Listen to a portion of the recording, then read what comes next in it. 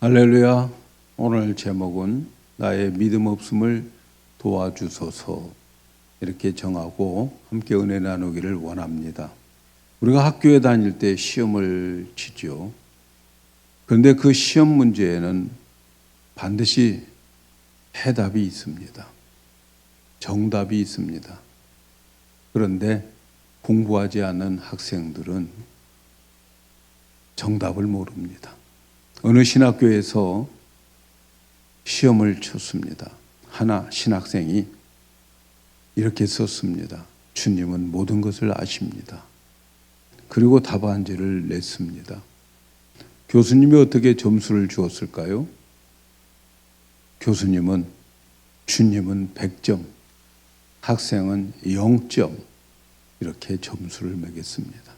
공부하지 않으면 0점이지요. 여러분, 우리가 살아가는 이 세상도 이런 시험들이 있습니다. 그래서 그 시험을 통과하면 그의 인생의 수준 달라집니다. 그런데 공부하지 않으면 이 시험을 통과할 수가 없어요. 답을 모르면 시험을 통과하지 못합니다. 그래서 우리는 시험을 위해서 실력을 쌓는 성도들이 되어야 되겠습니다. 우리가 살아가는 이 세상에는 많은 시험 문제들이 있어요. 경제적인 문제, 또 질병의 문제, 가정의 문제, 자녀들의 문제, 인간관계의 문제 많이 있습니다. 신앙생활 하는 우리들에게도 신앙의 문제, 영적인 문제들이 있습니다. 그런데 이 모든 것을 보이는 것 가지고 해결하면 정답이 없습니다. 금년도 우리 교회의 표어에 요절이 있죠. 우리는 믿음으로 살고 보이는 것으로 행하지 아니함이로다. 보이는 것 가지고는 해결이 안 됩니다. 신앙의 눈으로, 믿음의 눈으로 보아야 됩니다. 신앙의 눈으로 보면 정답이 있어요. 그 정답이 뭐냐? 믿음입니다. 우리 주님이 가르쳐 주시는 정답이지요. 오늘 우리가 읽은 말씀 마가복음 9장 23절에 있는 말씀, 예수님께서 말씀하십니다. 할 수 있거든이 무슨 말이냐? 믿는 자에게는 능치 못함이 없다. 이렇게 말씀합니다. 여기에서 예수님께서 말씀하시는 것, 믿음이라는 거죠. 믿는 자에게는 능치 못함이 없다. 믿음을 강조하고 있는 거죠.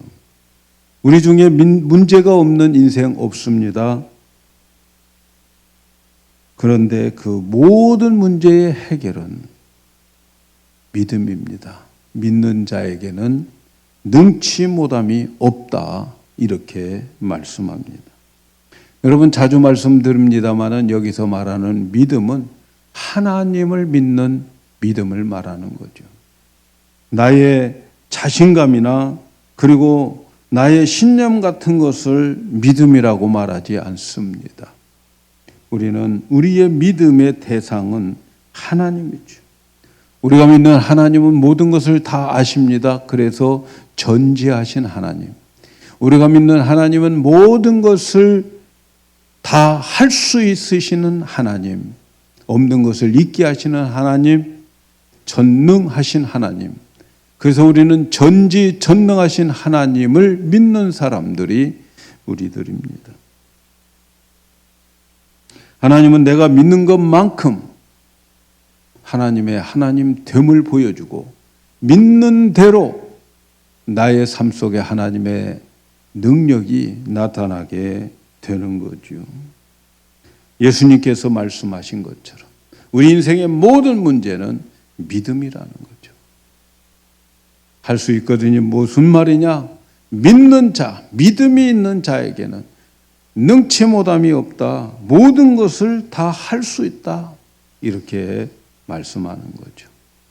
오늘 우리가 읽은 말씀에 한 아버지가 귀신에 사로잡힌 자기 아들을 데리고 주님 앞에 나옵니다.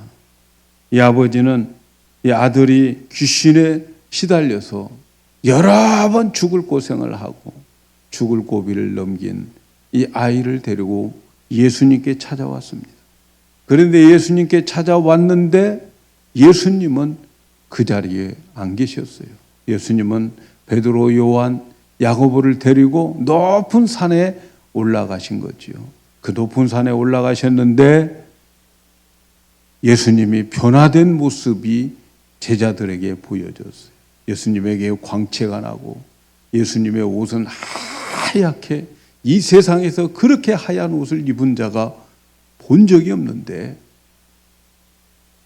예수님은 그런 모습으로 변화되고 예수님은 모세와 엘리야와 함께 구약의 사람들과 이야기를 나누는 것을 보면서 얼마나 그 영광스러운 모습, 그 황홀한 그 모습이었는지 베드로는 주님 여기다 초막 셋을 짓고 하나는 주님을 위하여, 하나는 엘리야를 위하여, 모세를 위하여 초막 셋을 짓고 당신들이 여기서 사시고 우리는 초막 없어도 되니까 여기서 강변합시다 이렇게 요구하잖아요. 그러나 그 산 아래는 엄청난 상황이 벌어지고 있어요. 천국의 그 영광스러운 모습과 비교할 수 없을 정도로 산 밑에는 상황이 달랐어요. 살벌했어요. 거기에는 참담한 상황이 일어나고 있었어요. 왜냐하면 귀신에 사로잡힌 자를 데리고 온 아버지가 예수님이 없으니까 할 수 없이 9명의 제자들에게 이 아이를 고쳐달라고 요구한 거죠. 그런데 이 아이를 제자들은 고칠 수가 없어요. 그런데 이 제자들은 어떤 제자들이었는가? 마가복음 6장에 보면 6장 7절에 12제자를 부르사 둘씩 보내시며 더러운 귀신을 제어하는 권세를 주셨다. 예수님께서 권세를 주셨어요. 더러운 귀신들을 쫓아내는 권세를 주셨어요. 또 마가복음 6장 12절 13절에 제자들이 이제 나가서 말씀을 전합니다. 회개하라 전파하고 그랬더니 많은 귀신을 쫓아내며 많은 병인들에게 기름을 발라 고치더라. 예수님의 제자들은 이들에게 가서 귀신 쫓는 권세를 주시고 나가서 전도하라고 할 때에 그들은 나가서 전도를 하면서 귀신을 쫓아내고 병 고치는 경험을 했던 자들입니다.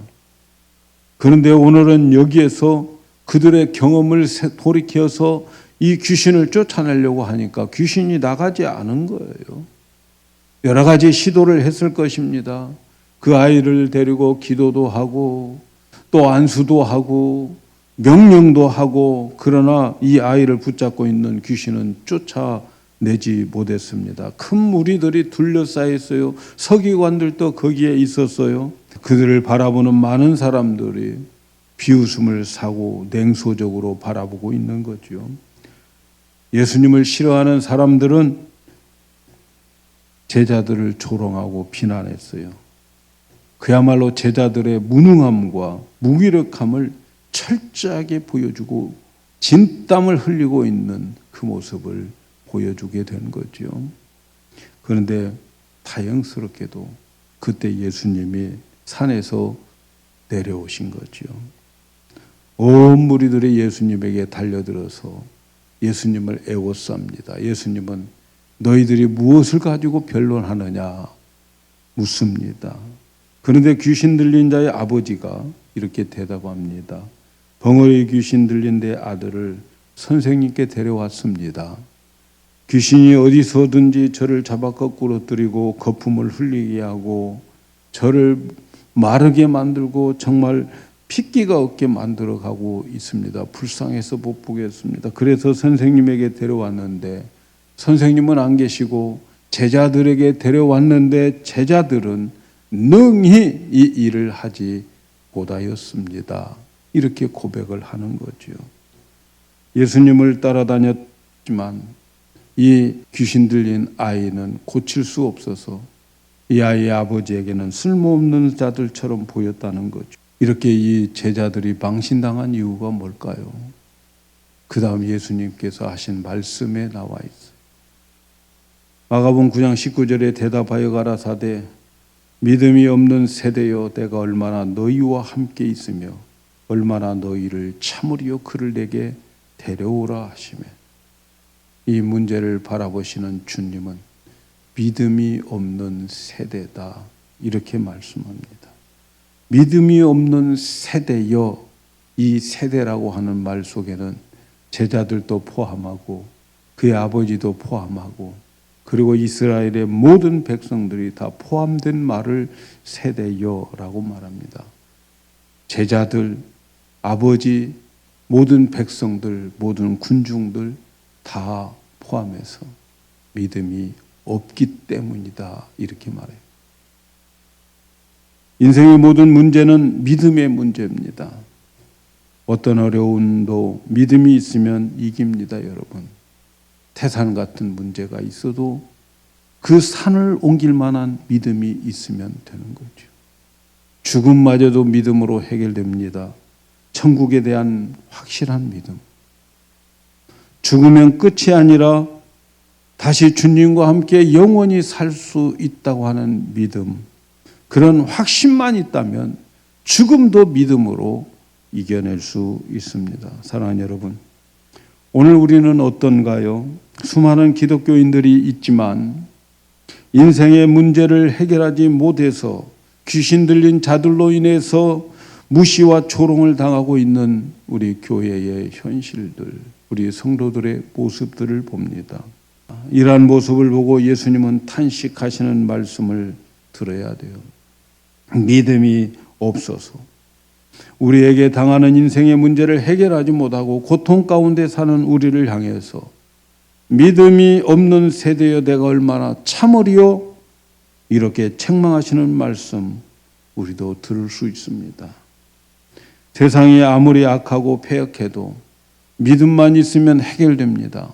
예수님께서 이 악한 세상을 바라보면서 이 패역한 세대여, 이 악한 세대여라고 말씀하지 않고 믿음이 없는 세대여라고 말씀하고 있습니다.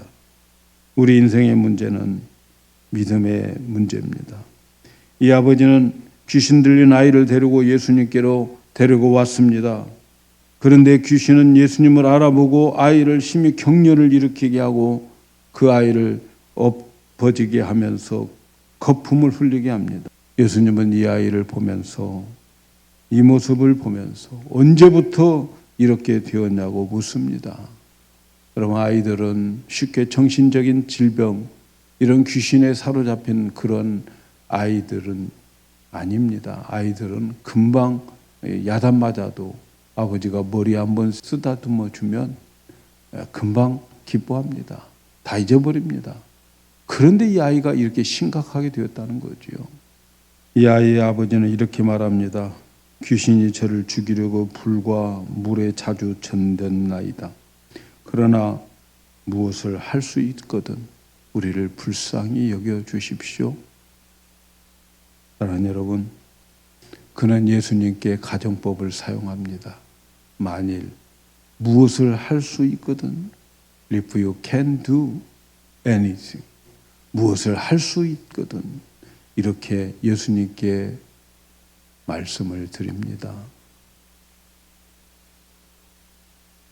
이 말은 무슨 말입니까? 이 사람에게는 반신반의한 믿음을 가지고 있는 거예요. 반절은 의심, 반절은 믿는 것, 이것이 가정법을 만들게 되는 거죠. 아마도 처음에 예수님을 찾을 때에 믿음을 가지고 왔을 겁니다. 그런데 예수님 안 계셨어요. 그리고 나머지 9명에게 맡겼어요. 그런데 9명이 이 귀신을 쫓아내지 못하는 거예요. 9명이 별짓 다 해도 귀신을 못 쫓아내요. 이 아버지는 의심이 생긴 거죠. 예수님을 그렇게 따라다녔던 9명의 제자들, 이렇게 무능할 수 있는가? 믿음이 약해진 거죠. 그래서 처음에는 믿음을 가지고 왔는데 나중에는 믿음이 사라져요. 그 문제가 어디에 있어요? 그 책임이 어디에 있어요? 이 지경까지 누가 만들었어요? 예수님 따라다닌다고 했던 9명들의 모습 속에서 이렇게 나온 거 아니겠습니까? 여러분, 믿음이 없는 기독교인들의 무능함에 세상에 좋지 않은 영향을 미치고 있는 우리들을 우리는 볼 수 있어야 됩니다. 우리의 믿음 없는 삶과 행동으로 주님은 한탄하고 계심을 우리는 알아야 되겠습니다. 오늘 또 많은 사람들이 문제를 가지고 교회에 나오지만 믿음 없는 성도들을 보면서 반신반의하면서 만일 무엇을 할 수 있다면 이라고 한다면 믿음 없는 우리들의 책임이 아니겠습니까? 혹시 우리들은 이러한 믿음의 소유자가 아닐까? 9명의 제자들처럼 우리들의 믿음의 소유자가 아닐까 생각합니다. 예수님 앞에 나왔지만 예수님은 할 수 있는 분이지만 그런데 내 문제에 대해서만큼은 만일이라고 하는 가정법을 사용하고 있지는 않습니까? 예수님은 이 아버지의 말을 듣고 이렇게 반문합니다. 할 수 있거든이 무슨 말이냐? If you can? 그게 무슨 말이야? 예수님은 이 아버지의 말을 되묻고 있는 거지요.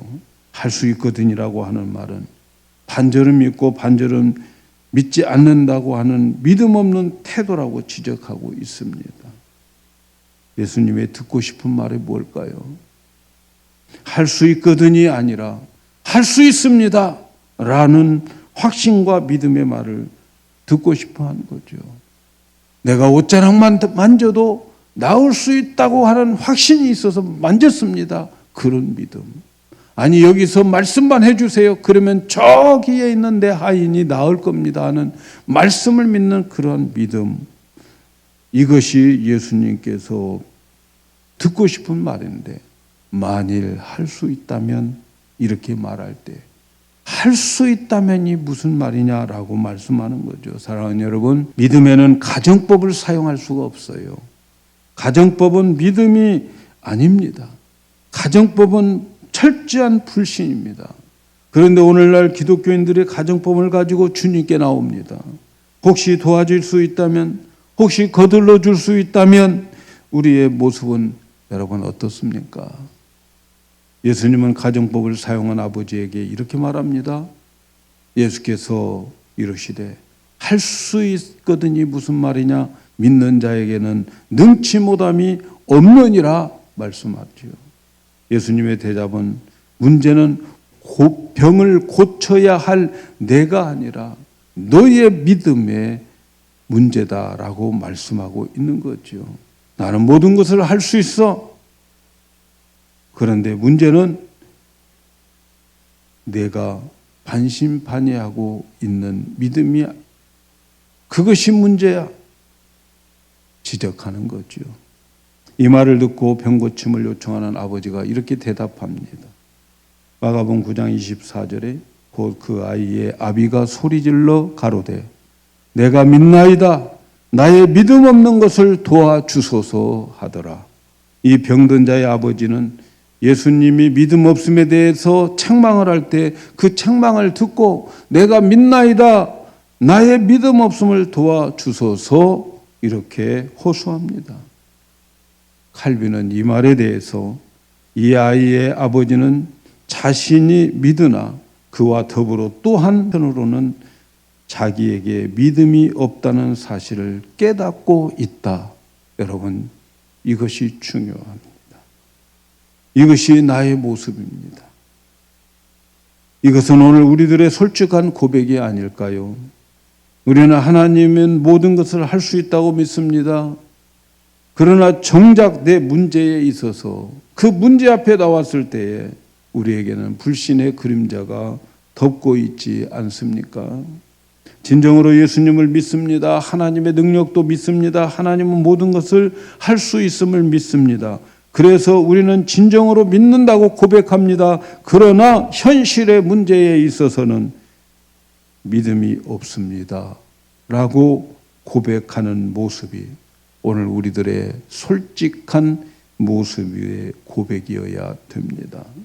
전능한 하나님을 믿는다고 담대히 외치면서도 여전히 마음 한구석에 불안의 그림자, 불신의 그림자를 가지고 있는 것이 솔직한 나의 믿음입니다. 솔직한 우리들의 믿음이 아닐까요? 오늘의 문제의 해결은 바로 이 솔직한 문제가 솔직함이, 오늘의 문제의 해결은 바로 이러한 솔직함의 문제 해결의 은혜를 받습니다. 이 아이의 아버지는 예수님의 믿음 없음의 책망을 듣고 즉시 자신의 믿음 없음을 정직하게 고백하면서 나의 믿음 없음을 도와주시라고 외치고 있습니다. 그 사람은 예수님을 신뢰하는 동시에 자신의 불신앙을 인식하고 믿음 없음을 도와주시라고 간구했습니다. 그 아버지는 응답받을 수 있는 그러한 수준에까지 믿음을 달라고 구하지 않았어요. 그 대신 자신의 믿음 없음을 깨달을 때 비로소 예수님께 고백함으로 자신이 아들의 치료받는 실제적인 일이 일어나게 된 것을 보게 되는 거죠. 그 아버지에게는 아들이 치료될 만한 충분한 믿음 없었습니다. 그런데 예수님은 할 수 있다는 믿음을 가지고 예수님께 나오고, 그리고 나와서 보니까 자신의 믿음 없음을 보고 인정하고 도와달라고 그렇게 고백한 후에 문제가 해결되어지는 것을 보게 됩니다. 우리의 온전하게 믿음을 가지고 있다면 얼마나 좋겠습니까? 그러나 이 아버지처럼 반신반의해도 솔직하게 자기의 믿음을 없음을 고백할 때 예수님의 긍휼하심이 우리에게 나타난 거죠. 사랑하는 여러분, 이 아버지의 외침, 나의 믿음 없음을 도와주소서, 이 외침은 오늘 우리의 외침이 되어야 될 줄로 믿습니다. 우리도 진정한 하나님의 능력을 믿습니다. 예수님이 하나님인 것을 믿습니다. 그러나 하나님을 신뢰하지만 우리의 마음 속에 늘 믿음은 불안한 그림자를 가지고 있습니다. 그래서 이 아이의 아버지의 외침이 항상 우리들의 외침이 되어야 되겠습니다. 비록 완전한 믿음은 없지만 우리가 믿는 하나님 전능하심을 믿고 우리 예수님을 믿습니다. 중요한 것은 불안한 믿음을 가지고 하나님 앞에 나오는 것이 중요합니다. 내 앞에 무서운 파도, 무서운 바람이 불고 있지만, 그러나 모든 두려움 몰려오지만 이럴 때 우리가 할 수 있는 것은 주여 믿음 없는 나를 도와주세요 라고 외치면 하나님의 긍휼하심이 우리에게 나타나게 되고 하나님의 일하심이 시작됩니다. 이 아버지가 주여 나의 믿음 없는 것을 도와달라고 할 때에 예수님은 더러운 귀신을 꾸짖고 그 아이의 손을 잡아 일으켜 온전하게 만들어 주셨어요. 우리도 우리의 문제 앞에 불안한 믿음을 가지고 있지만 그래도 주님 앞에 나와야 합니다. 주님 앞에 나오는 것조차도 하지 않으면 우리는 그 문제 해결할 수가 없어요. 주님 앞에 우리의 문제를 내려놓고 보이는 것을 바라보면서 한숨을 쉬지 말고 믿음 달라고 기도하는 것이 문제 해결의 실마리가 되는 거지요. 문제를 내려놓고 보이는 것들을 바라보면서 한숨 쉬지 말고 오히려 믿음 없음을 솔직하게 인정하고 내 믿음을 도와주시라고 기도하시기를 바랍니다. 기도는 문제 해결에 도움이 됩니다. 기도는 공짜가 없어요. 모든 군중들이 이제 사라졌습니다. 이때 조롱을 당하고 무시당했던 제자들이 예수님께 솔직하게 묻습니다. 집에 들어가시며 제자들이 종용이 묻자오되 우리는 어찌하여 등이 그 귀신을 쫓아내지 못하였나이까. 29절에 이르시되 기도 외에 다른 곳으로는 이러한 유가 나갈 수 없느니라 하시니라. 앞에서 말씀드린 대로 제자들은 귀신을 쫓아내는 권세를 받았어요. 그들은 능력을 가지고 있어요. 그런데 그 능력이 있음에도 주님의 대답은 기도하지 않았기 때문이다 가르쳐 줍니다. 마가는 기도에 강조를 하고 있어요. 능력을 소유하고 있지만 기도해야 된다 하는 거지요. 똑같은 기사가 마태복음에도 기록되어 있어요. 마태복음에는 귀신을 쫓아내지 못한 이유를 이렇게 기록합니다. 마태복음 17장 19절에 이때 제자들이 종용이 예수께 나와 가로되 우리는 어찌하여 쫓아내지 못하였나이까 가라사대 너희 믿음이 적은 영혼이라. 진실로 너희에게 이르노니 너희가 만일 믿음이 한 겨자씨만큼만 있으면 이 산을 명하여 여기서 저기로 옮기라 하여도 옮길 것이요 또 너희가 못할 것이 없느니라.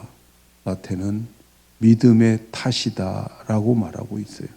그런데 마가는 기도하지 않는 것이라고 말하고 있습니다. 여러분, 여기서 우리는 믿음과 기도의 어떤 상관관계가 있다는 것을 찾아볼 수 있지 않습니까? 앞에서는 믿음이 없음에 대한 비판이 있고, 그리고 마가는 기도의 소홀함을 말하고 있습니다. 여러분, 믿음과 기도는 기차의 그 철도처럼 항상 함께 가는 거예요. 믿음과 기도 위에 능력이 나타나는 거죠. 철도의 두 라인처럼 하나는 믿음, 하나는 기도. 그 위에 기차가 달리는 것처럼 믿음과 기도는 항상 상관관계가 있습니다. 사랑하는 여러분, 우리 인생의 모든 문제의 키는 믿음입니다. 누구나 인생에 어려운 문제가 있습니다. 그러나 하나님에 대한 진정한 믿음이 있다면 그 믿음을 통해서 문제가 해결됩니다. 그런데 그 믿음은 기도하지 않으면 안 됩니다. 기도할 때 우리 안에 어둠의 그림자가 떠나갑니다. 기도할 때 우리에게 믿음이 생깁니다. 전능하신 하나님을 신뢰할지라도 우리의 마음에 기도를 통해서 그 어둠의 불신의 그림자들을 쫓아내야 되는 거죠. 우리는 부족하지만 나의 믿음이 없음을 하나님께 날마다 구하여서 하나님의 긍휼하심을 받아서 내 앞에 있는 많은 문제들을 그 믿음으로 해결하는 그러한 한 해가 되기를 예수님의 이름으로 축복합니다.